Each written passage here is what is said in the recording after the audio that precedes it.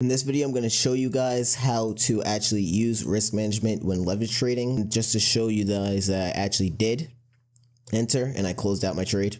Because a lot of people say use only 1%, 2%, and then what you're really thinking is that, say you have $1,000 and you want to risk $10 as 1%, then they say that's what you have to risk per trade, but that doesn't really make sense when you think about it. And then they say, if you want a 1 to 3 R, so you've risked $10, you're making $30, and I never really understood it until really now. So let me just show you this. So pretty much I nailed the exact top, and that was based off of a bunch of trend lines and how the candlesticks were moving.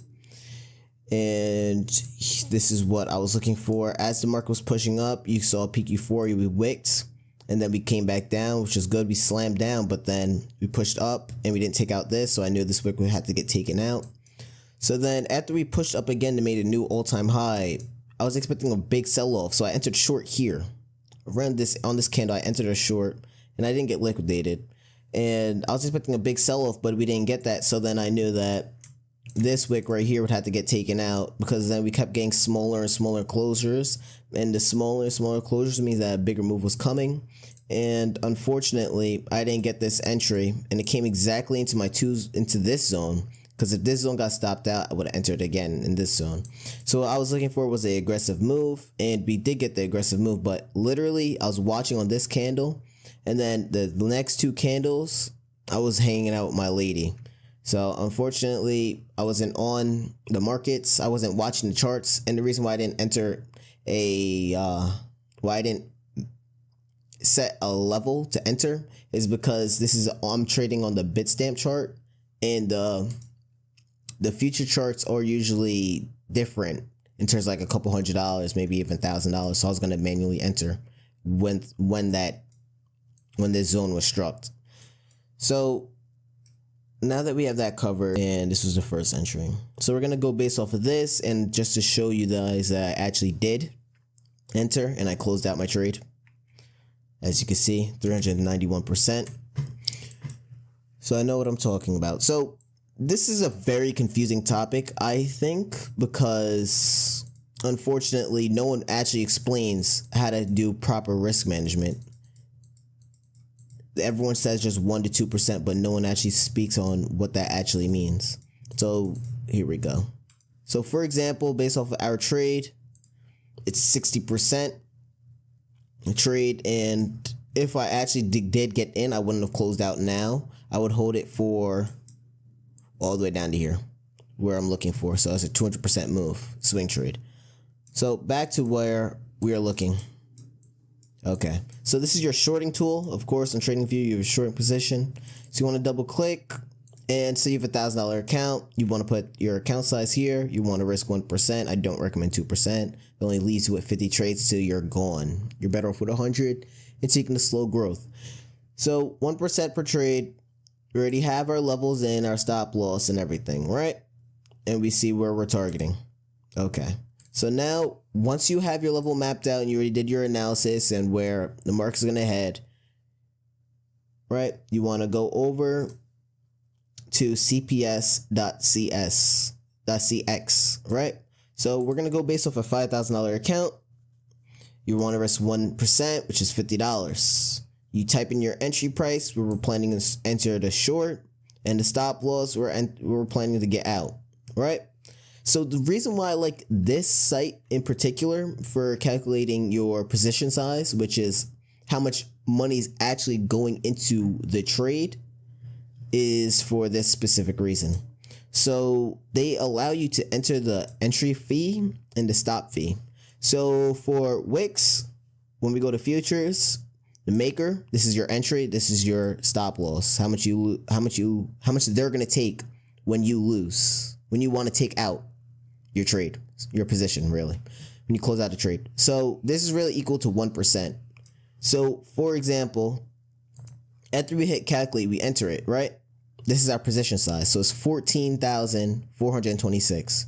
Let me bring out the calculator. So 14,426 and 4 cents, right? That's how much money is going to be in our position. So if we take this, right, and we times it by multiply it by 0.1%. Where's the percent sign? It's $14.